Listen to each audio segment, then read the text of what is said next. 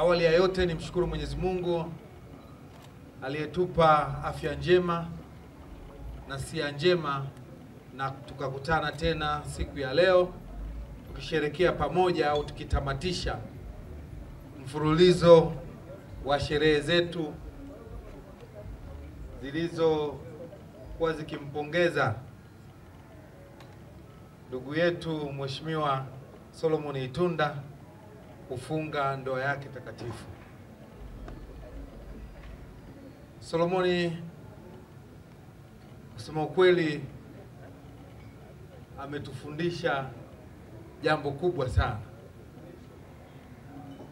Kipekee mimi nikiwakilisha wakuu wa wilaya ya mkoa wetu wa Songwe,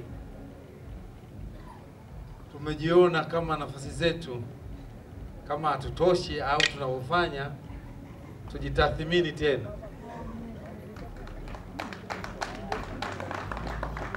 Na hiyo imetokana na mapenzi makubwa ambayo mmemuonesha mwenzetu Mheshimiwa Itunda.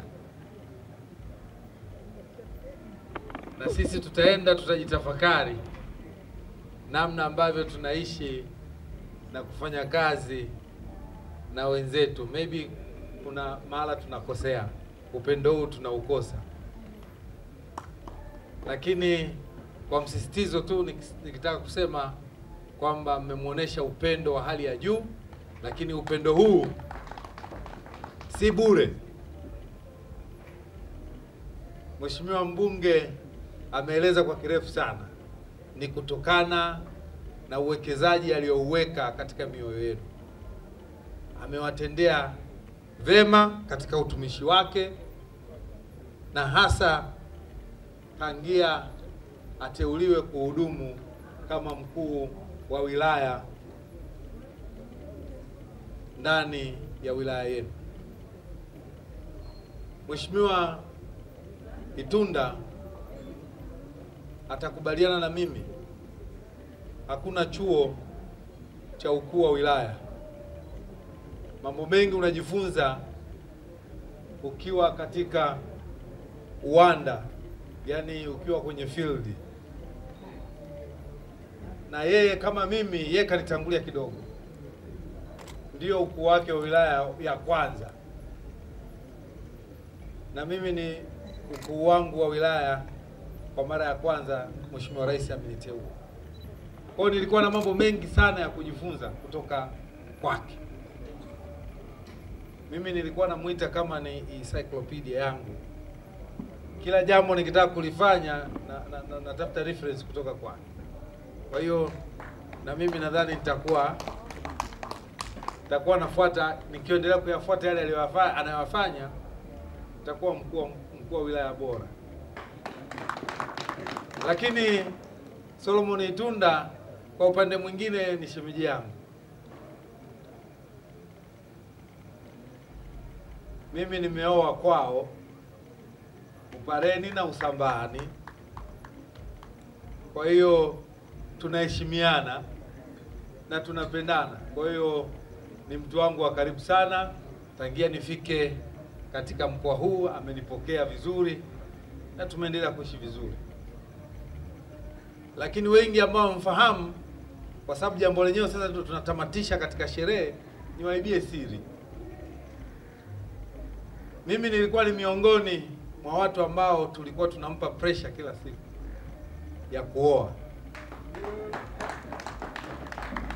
Na jambo hili tulilianzisha na marehemu Mheshimiwa mkuu wa wilaya ya Mbozi wakati huo, Esther Mahawe. Mungu ailaze pema peponi roho yake. Tukimshinikiza, tukamwita siku moja, tukamwambia mkaa hapa chini, kwa nini ufungi ndoa? Akasema, akatuahidi mwaka huu nitafunga ndoa, na kweli akatimiza hilo jambo, na sisi tumekuwa naye bega kwa bega na tunafurahia sasa na ndoa takatifu.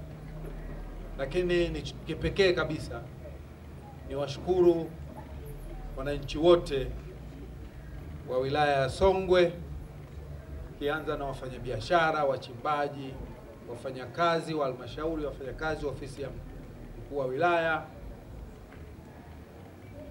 mbunge, madiwani, baraza la madiwani, wenye viti wa vijiji, wenye viti wa mitaa kama mnayo, wote kwa pamoja mmeshirikiana, na tuliwaona kule Dar es Salaam katika Mlimani City. Ukumbi wa Mlimani City ulijaa kwelikweli, ukiwa na uwakilishi wa kila aina. Mlimpa sapoti ya kutosha, na kama alivyosema mkurugenzi, nadhani kama sio 90%, harusi hii ilifanikishwa na watu wasomi. Hivyo niwapongezeni sana sana sana, na ushirikiano huu mzidi kuonesha kwa viongozi wengine katika ngazi ya wilaya. Mwenye jambo lake mumuunge mkono, mpendane, mshikamane.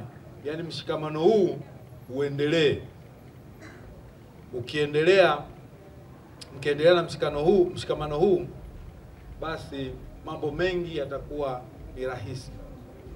Baada ya kusema hayo, mimi nimtakie kila laheri katika maisha mapya. Maisha ya ndoa sio maisha mepesi, lakini wepesi wa maisha yenyewe uko mikononi mwako wewe na mke wako.